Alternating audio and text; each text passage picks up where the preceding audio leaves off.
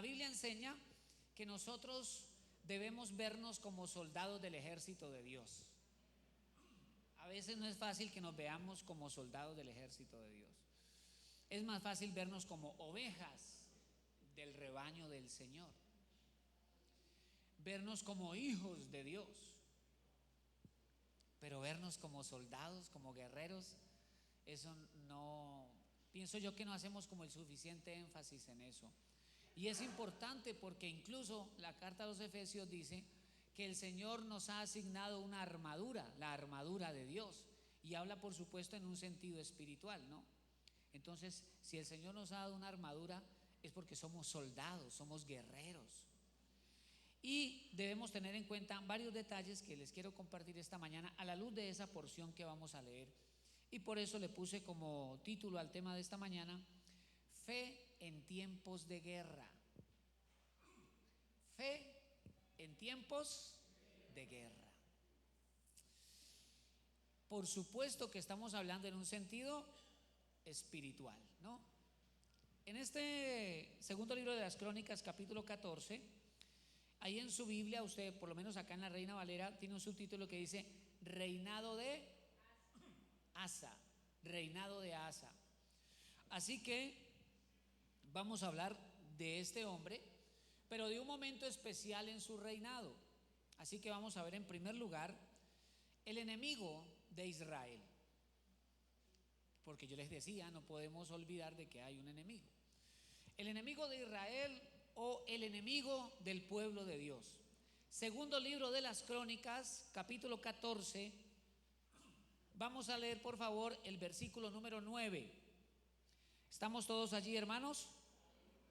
Dice: y salió contra ellos, esto es, contra el pueblo de Israel, contra el ejército de Israel. Y salió contra ellos, ¿quién? ¿Cómo se llamaba? Sera, con Z, ¿verdad? Y hago énfasis en eso porque nos vamos a centrar ahora en él. Salió contra ellos Sera. ¿De dónde era? Etíope, o sea que venía de Etiopía. Y dice que con un ejército de 1.000.000 de hombres y 300 carros. Acá dice, con un ejército de 1.000.000 de hombres y 300 carros. ¿Y vino hasta dónde? Hasta Maresa. En ese versículo nos vamos a centrar para desarrollar este punto. El contexto dice que el rey Asa fue un buen rey, un hombre piadoso, y eso aseguró el respaldo de Dios, el respaldo del Señor. Debido a esa búsqueda de Dios, el Señor trajo bendición, prosperidad sobre su reinado. Todo iba bonito, todo iba bien. Incluso ahora vamos a ver que debido a eso, a esa búsqueda de Dios, su reino estuvo en paz. ¿Quién no quiere prosperidad y paz? Y cuando eso se logra, como que el Edén, el paraíso, uno dice, qué bendición. Pero resulta que el enemigo no aplaude el hecho de que el pueblo de Dios se afirme, se extienda, prospere. El enemigo de Dios no es ajeno a eso. Entonces se levanta. Y en este caso, el enemigo se llama Sera, ¿verdad? Y es interesante, vamos a ver el significado del nombre Sera. Yo se los traje acá. El nombre Sera, en primer lugar, significa levantamiento. Y como estamos en el contexto del enemigo de Dios, pues estamos viendo en Sera aquello que se levanta contra nosotros, aquello que se quiere oponer a nosotros. Y sabe, puede usted estar muy bien, próspero, en paz, en armonía en casa, bendecido, y de pronto se levanta el enemigo. Sera es el general de un ejército de 1.000.000 de hombres. Por favor, tratemos de imaginarnos ese ejército, 1.000.000 de soldados. Imagínate la formación de esa gente, 1.000.000. Si Tuluá tiene un poco más de 200.000 habitantes, imagínate 5 veces más o menos la población de Tuluá organizada, marchando, 1.000.000 de hombres. Y Sera, como representa a nuestro enemigo, puede usted cambiarle el nombre Sera por aquello que usted considera su enemigo. quiero decir, ¿qué es lo que se levanta con frecuencia contra usted? Tal vez el gigante suyo o el enemigo suyo es su carácter, su temperamento. Tal vez el cera suyo, el enemigo suyo, sea el área económica, o sea ese conflicto emocional, depresivo. O tal vez el enemigo suyo sea, todos identificamos, ¿no? Ese talón de Aquiles, ¿cierto? Esa debilidad. Y eso que a veces se levanta y viene contra nosotros. Y aquí cada uno tiene un gigante que de vez en cuando quiere venir. El asunto, hermanos, es cómo nos enfrentamos a eso cuando se levanta. Porque pareciera ser cíclico, parece que cada tiempo como que quiere venir. Y no necesariamente tenemos que estar en pecado, pues la verdad, Asa estaba en sus mejores tiempos con Dios. Ahora lo vamos a ver en el contexto. Pero se levanta sencillamente. Y el asunto es, bueno, ¿cuál es nuestra actitud frente a un levantamiento de estos que viene contra mi vida o contra mi familia o contra mi casa, contra mi negocio, etcétera? Pero dice que él venía ¿de dónde? Eso, era etíope, ¿verdad? El gentilicio de Etiopía, de los habitantes de Etiopía. Vamos a mirar que la palabra etíope, mire usted, significa quemado, significa país de los rostros negros. Eso significa la palabra. Entonces estamos hablando de un país que se encuentra como en la zona media este de África. Entonces está Etiopía, luego creo que sigue Sudán y en la parte norte está Egipto. Por eso en la escritura Etiopía se asocia con Egipto. Entonces nosotros en esta figura estamos viendo, porque Egipto, África, representa eso para el pueblo de Dios. Estoy hablando en sentido figurado. Esclavitud, cautiverio, cadenas. Para eso se levanta Sera. El pueblo de Israel viene de un tiempo de idolatría. De hecho, parte del trabajo de Asa fue derribar todos esos ídolos. Es decir, él estaba haciendo que Israel se volviera a Dios. Entonces, cuando a veces el cristiano toma la decisión y dice, caramba, me voy a meter con Dios, voy a empezar a buscar al Señor, voy a comprometerme en mi servicio con Dios, toma decisiones espirituales acertadas, el enemigo no lo va a facilitar, no lo va a facilitar, porque él sabe el potencial que hay en ti. Él es consciente, él percibe que hay un gran propósito contigo. Entonces algo se levanta y tiene que ver muchas veces con Egipto. Egipto representa no solo esclavitud, representa el pasado, porque Israel salió de allí para lo nuevo. Y yo creo, hermanos, que grandes bendiciones vienen de parte de Dios para nosotros, porque la fe es expectativa de lo que ha de venir. Y vienen cosas grandes, pero el enemigo no se queda quieto y quiere traer cautiverio sobre el cristiano. Ahora, la tercera palabra que aparece en ese versículo 9 dice que vino hasta, ¿cómo se llama la ciudad? O el lugar, Maresa, Maresa. Y la palabra Maresa, sí me dejó temblando, mentiras. Maresa significa posesión y también significa temblor. Cuando yo leí eso, inmediatamente me trasladé una liberación. Porque cuando uno está orando por alguien que está siendo oprimido por un espíritu inmundo, hay una posesión. A veces es una influencia, pero otro nivel es la posesión y genera en la persona una serie de manifestaciones. O sea, cuando yo miro el marco del versículo, yo digo, Dios mío, aquí son las mismas tinieblas las que se levantaron contra el pueblo de Israel que estaba en su mejor momento. Tú puedes estar en un buen tiempo, pero no por eso el enemigo no te va a poner como objetivo militar. Por eso es que también Pablo dice, orando en todo tiempo, habiendo acabado todo, estar firmes para resistir en el día. O sea, en el mundo espiritual el Señor nos advierte. Y llegó un momento cuando el enemigo se levantó, escúcheme, 10 años después de que Israel estaba en prosperidad y paz, se levantó este personaje. Ahora vamos a leer sobre el ejército de Israel. La verdad, ningún versículo nos muestra que tenían caballos, ni siquiera caballería tenían. Estos tenían 300, tú te puedes imaginar un ejército de 1.300.000 carruajes. El equivalente, creo yo, para esta época es como 300 tanques de guerra, hermano. Y uno, Dios mío, ¿qué es esto? ¿No? Debemos tener. Ahora quiero invitarlos a que veamos el contraste, el ejército de Israel. Vamos a ver en segundo lugar, punto número 2, el ejército de Israel. Veamos ahora el ejército del pueblo de Dios, aquel que sale a enfrentar a este general etíope que viene con 1.000.000 de soldados y 300 carros.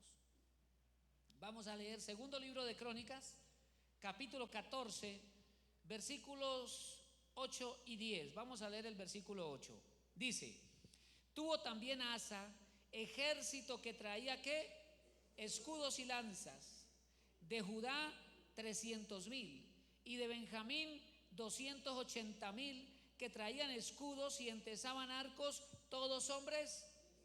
Ok, desde el punto de vista humano, la fortaleza del ejército de Israel es que eran hombres diestros. Hombres diestros.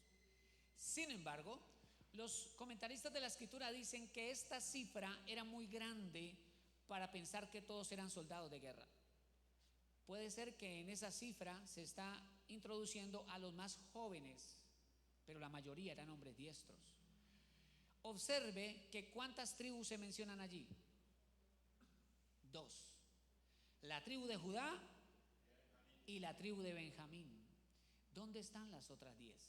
Pues para este tiempo el reino se había dividido. El reino del norte, donde estaban las 10 tribus, y el reino del sur, que se llamaba también el reino de Judá, y estaba compuesto básicamente por estas 2 tribus. En total, los soldados suman ¿cuánto? La calculadora.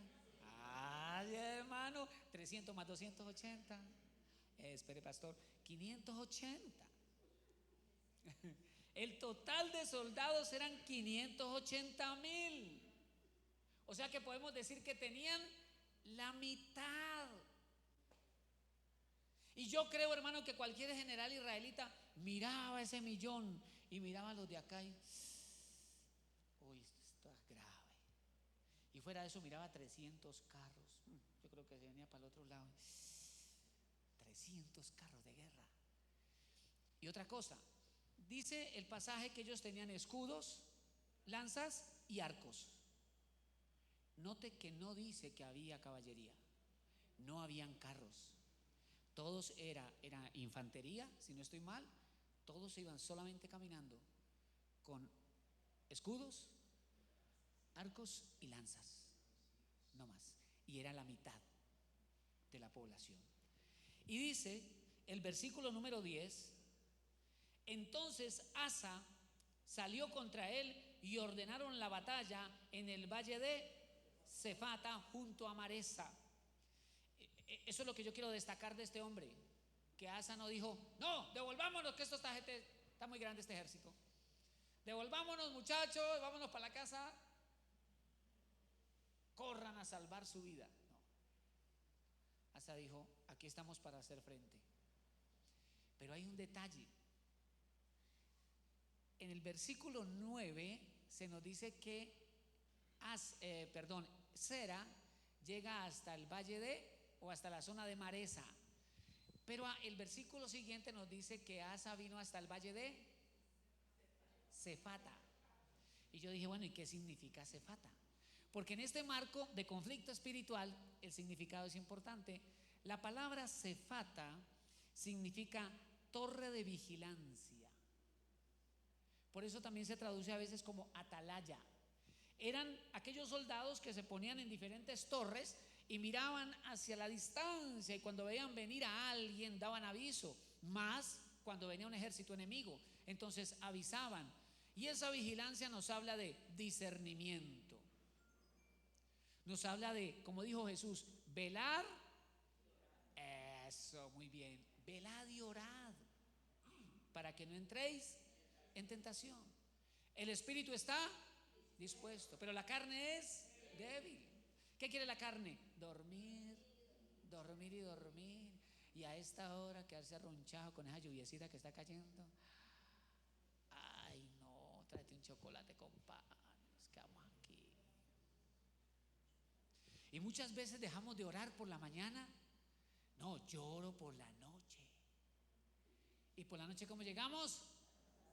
Entonces nos acostamos, Padre, en el nombre de Jesús.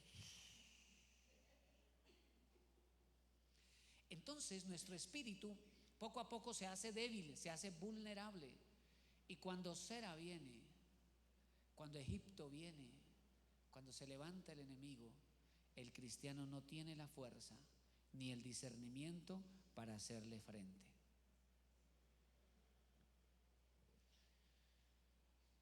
Y estamos viendo aquí que Asa va con valentía a la batalla. Pero aquí miremos en tercer lugar lo que este hombre hace. Punto número 3. La actitud del rey Asa. Que Dios nos ayude a todos a hacer lo que este hombre hizo. Asa fue uno de los reyes piadosos, uno de los buenos reyes de Judá. Entonces vamos a leer, por favor, segundo libro de las Crónicas, capítulo 14, versículo 2 en adelante. E hizo Asa lo bueno y lo recto ante los ojos de Jehová su Dios, porque quitó, mire lo que dice el verso 3, porque quitó los altares del culto extraño y los lugares altos, quebró las imágenes y destruyó los símbolos de acera. Había una idolatría en Israel tremenda. Se había descuidado el culto al Señor. Todavía había sacerdocio en el templo, pero el pueblo de Israel era indiferente al culto. Era indiferente al culto a Jehová. Y algunos le hacían culto a Dios y de ahí salían a hacer el culto a los ídolos en los lugares altos y debajo de los grandes árboles. Algunos salían del templo a hacerle culto a Baal en su casa, a sus ídolos. Era una cosa terrible. Pero este hombre empezó a derribar todo eso para hacer que Israel se volviera a Dios. Y es que, hermanos, miremos la escritura. Todos los buenos reyes, todos los que contaron con el respaldo y la bendición de Dios fueron hombres piadosos, es decir, hombres que buscaron a Dios. Todo el que busca a Dios será bendecido y respaldado por el Señor. Eso es claro, hermanos, eso es claro, eso es tan sencillo. Dice entonces el verso 4: y mandó a Judá, mire lo que hizo este gobernante, decretó, ¿no? Es un decreto. Y mandó a Judá que buscase a Jehová, el Dios de sus padres, y pusiese por obra la ley y sus mandamientos. Verso 5: quitó asimismo de todas las ciudades de Judá los lugares altos y las imágenes, y estuvo el reino en paz bajo su reinado. ¿Tú quieres que tu casa prospere? ¿Tú quieres que en tu casa gobierne la paz de Dios? Búscalo. Búscalo. Quita de tu casa la idolatría. Quita de tu corazón la idolatría. Y toma la decisión de buscar a Dios. Y tu casa será bendecida. Será prosperada. Eso fue lo que este hombre hizo. Un hombre piadoso. Y durante ese tiempo de paz, pues él tomó la decisión de fortalecer las ciudades, de edificar las ciudades, de afirmarse, de formar un ejército. Fue un hombre inteligente, cual José, que en tiempo de abundancia ahorró para el tiempo de las vacas flacas. Él dijo: estamos en paz, vamos a edificar, vamos a construir, vamos a formar un ejército. 10 años tuvo para eso. A los 10 años el enemigo se levantó. Dice el versículo 11: cuando se levantó Sera, dice el verso 11, y clamó Asa a Jehová su Dios. Mire lo bonito de Asa. Era un hombre piadoso, un hombre que buscaba al Señor, un hombre que buscó al pueblo a buscar a Dios, llevó al pueblo a buscar a Dios. Cuando se levantó el enemigo, ¿qué hizo? Lo mismo, buscar a Dios, porque el buscar a Dios era un estilo de vida en Asa. Pero ¿cuántos de nosotros, hermanos, buscamos al Señor, pero cuando nos llega el problema? ¿Cuántos de nosotros hemos tomado la decisión de hacer un ayuno, pero cuando nos llega la crisis? ¿Cuántos de nosotros hemos dicho: no, esta semana todos los días nos levantamos temprano a orar, vamos a clamar a Dios esta semana porque tenemos un problema bien grande? Cuando empezamos a caer en la comodidad, hablo de los 10 años de paz, de bendición, tenemos la tendencia a olvidarnos de Dios. Pero Él nos ama. Él es bueno y sabe cómo utilizar la varita para que nos acerquemos. Y gloria a Dios, no hay pastor como el Señor. Versículo 11. Y clamó Asa a Jehová su Dios y dijo, mira esta belleza de oración: oh Jehová, para ti no hay diferencia alguna en dar ayuda al poderoso o al que no tiene fuerzas. Lo primero que hace Asa es reconocer: Señor, somos la mitad del ejército de ellos. No tenemos caballos, no tenemos carro, pero lo más importante no es nuestra capacidad, sino que tú nos ayudes, que podamos contar contigo, Señor. Si tú vas delante de nosotros, no importa lo demás, tú nos vas a dar la victoria. Sigue diciendo: ayúdanos, oh Jehová Dios nuestro, porque en ti nos apoyamos. En ti nos apoyamos. En ti nos apoyamos.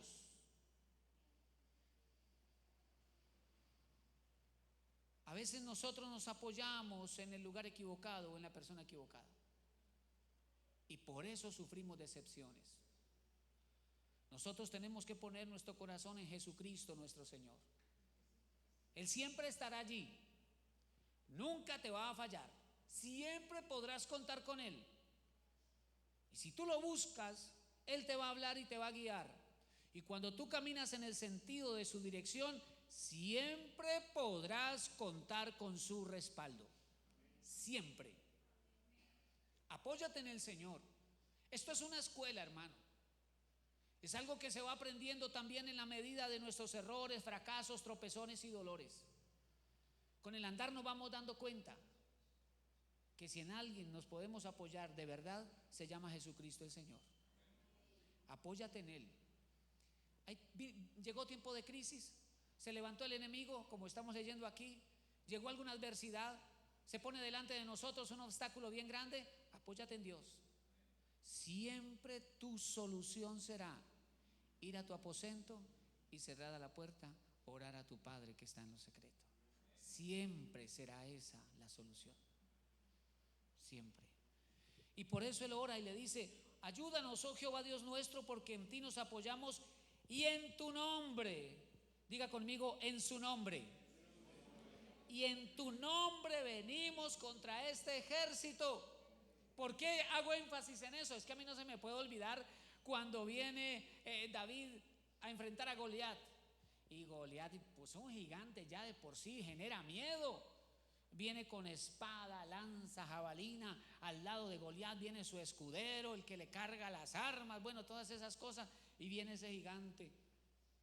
Y David le dice: tú vienes a mí con espada, lanza, jabalina, mas yo vengo a ti en el nombre de Jehová de los ejércitos. Así que no importa como cuántas armas tiene el enemigo, o qué tan diestro es, o cuál sea su altura y tamaño. Lo importante es que Jesucristo el Señor va con nosotros. Y yo poco a poco he aprendido, hermanos, que esa certeza, esa fe en aquel que va con nosotros depende en buena medida de nuestro tiempo de oración en el cuarto. Porque en la comunión con Dios tu fe se hace fuerte. Tienes certeza de que el Señor está contigo. Tienes confianza de que Dios te va a dar la victoria. A veces en nuestro caminar de fe aparecen diferentes obstáculos, oposición, enemigo, lo que sea. Pero el que alimenta su comunión con el Señor, el que se nutre a través de la lectura de la palabra, tiene su fe sólida en Jesucristo el Señor y avanza sin temor. Está confiado en que el Todopoderoso camina con él. Entonces él dice: y en tu nombre venimos contra este ejército. Oh Jehová, tú eres nuestro Dios. No prevalezca contra ti el hombre. Eso yo destaco esa frase: no prevalezca contra ti el hombre. Porque algunas veces se van a levantar personas contra ti, y como decimos popularmente, gratis, sin que usted no haya hecho nada. Y el enemigo los usa y se convierten en acérrimos enemigos. Uy, llegan. Y el asunto es la actitud con la que nosotros vamos a enfrentar eso. Porque puede ser que se levanten, sí, es parte. Mira, era pueblo de Dios y Asa estaba en su mejor tiempo de comunión con el Señor y el enemigo se levantó. Pero ¿por qué el enemigo se levanta? Porque quiere impedir esa expansión, ese crecimiento, ese impacto en aquel territorio donde estaba Israel. Por Dios, vienen de África, han recorrido tremendo territorio, nadie les ha podido, nadie los ha podido resistir. Vienen como una plaga sometiendo todo lo que encuentran en su camino. Pero aquí se estrellaron contra nuestro Dios. Se estrellaron contra nuestro Dios. Y entramos al punto número 4, hermanos, que me encanta, ¿sí? El resultado de buscar a Dios y confiar en Él. Vamos a hablar de lo que sucedió en esa gran batalla, ¿sí? Segundo libro de Crónicas, capítulo 14, versículo número 12. ¿Están conmigo, verdad, hermanos? Y Jehová deshizo a los etíopes delante de Asa y delante de Judá, y huyeron los etíopes. A mí me encanta eso porque el versículo dice: y Jehová deshizo. ¿Quién se encargó de pelear? Jehová. ¿Quién es el que defiende a su pueblo? Jehová Dios. Mira, no gastes tus fuerzas pensando en el problema, cavilando en la dificultad. Invierte tus energías clamando a Dios. Adora al Señor. Busca a Dios. Ora y proclama la buena palabra del Señor sobre tu vida y sobre tu familia. Que de tus enemigos se encargará el Señor.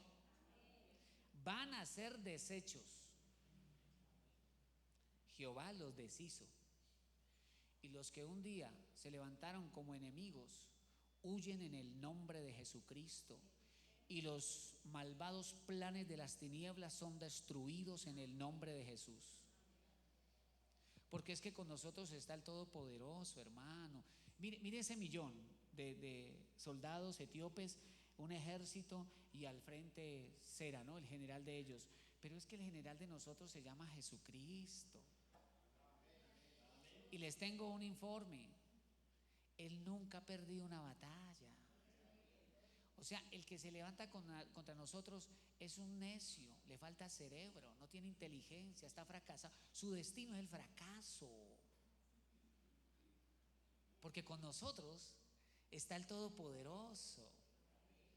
¿Quién podrá tocar al pueblo de Dios sin que Dios se inquiete? ¿Quién se va a levantar contra el pueblo del Señor sin que Dios primero no se levante de su trono? No podemos ignorar las maquinaciones del enemigo. El enemigo se levanta así, la palabra de Dios nos lo dice, nos lo enseña, nos advierte. Pero sepa, amado hermano, que nada puede hacer el diablo contra ti o contra tu familia que Dios primero no tenga que autorizar en el cielo. Nada pasa contra el pueblo de Dios que primero no pase por las manos del Señor. Y cuando se levanta una dificultad, cuando se levanta una adversidad, veamos en eso una nueva oportunidad para ver la gloria del Señor a nuestro favor, para tener una victoria más que contar, un testimonio más que dar del poder de nuestro Dios. Entonces dice el verso 12: Jehová deshizo a los etíopes delante de Asa y delante de Judá, y huyeron los etíopes.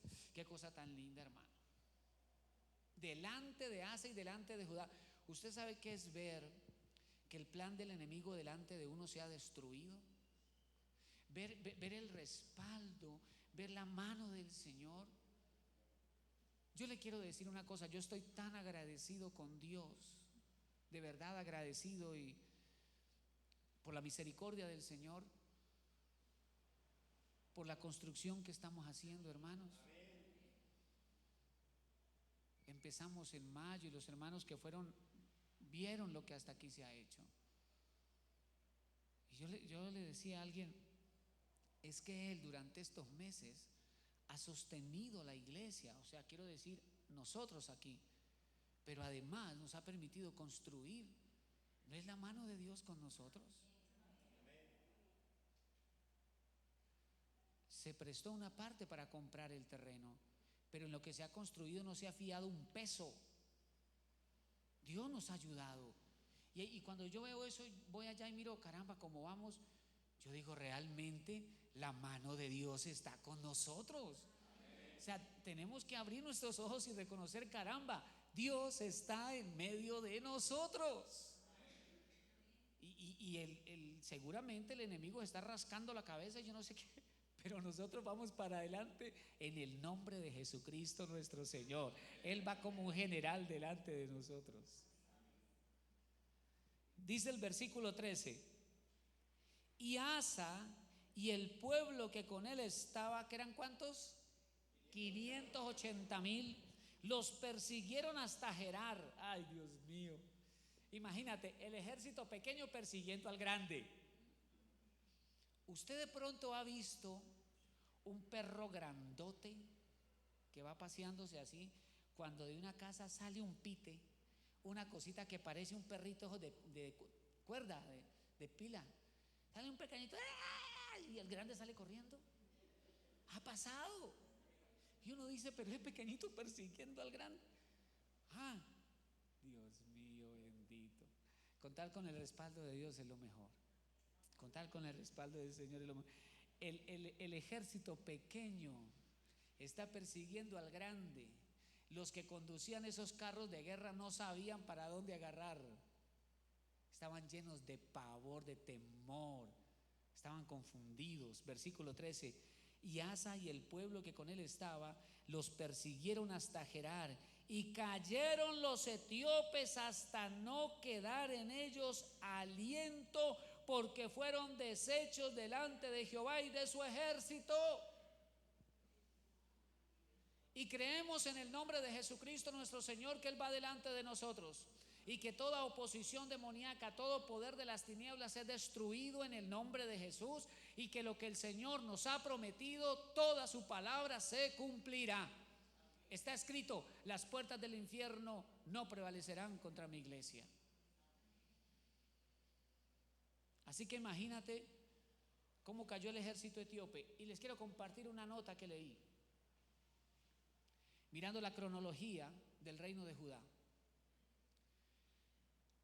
Asa reinó 41 años. Y después de esta batalla de África, por los siguientes 170 años nunca volvió un ejército contra Israel. O sea que ese hombre murió, y durante varios reinados más nunca vinieron de África a combatir a Israel. O sea, la victoria fue tan contundente que durante décadas el enemigo no se volvió a levantar contra Israel.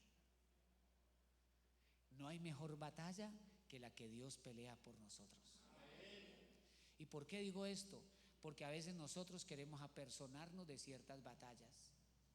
Que me lo diga en la cara, que tenga la berriondera y me lo diga en la cara, y verá, pero yo de esta me desquito. En juego largo hay desquite. Ahora él va subiendo, pero de bajada nos vamos a encontrar. Eso le ponen hasta carretera y todo eso. Uy, Dios mío. No, hermano, adora a tu Dios, ora al Señor, clama a Él, que Él te defenderá y delante de tus enemigos te hará prevalecer. Ellos van a ver el respaldo de Dios contigo. Pero hermano, me encanta la última parte, por eso la dejé de último. La última parte del versículo 13. Y les tomaron muy grande botín. Y les tomaron muy grande, no fue cualquier botín, era grande. Con esto le quiero decir, no solo sustentado en este versículo, sino en muchos pasajes de la Biblia, escúcheme, que detrás de toda batalla espiritual hay un botín. Detrás de toda guerra espiritual hay un botín. Así que se trata no solamente de caminar confiados en nuestro Señor, confiados en nuestro Dios, sino además teniendo la certeza de que hay recompensa para los soldados del Señor. Que no es en vano la oración por tu familia, que no es en vano la oración por tus hijos, que no es en vano la batalla por tu familia. Viene recompensa y viene respuesta del Señor. Que no es en vano nuestro clamor como iglesia, que no es en vano nuestro caminar en el Señor, esforzarnos, trabajar, servir a Dios, no es en vano. Viene recompensa de Dios. Ah, pastor, pero usted no sabe los problemas que yo he tenido en mi casa. Dios sí sabe. Susténtate en el Señor, fortalécete, sigue adelante, porque hay victoria para ti y grandes bendiciones para tu casa.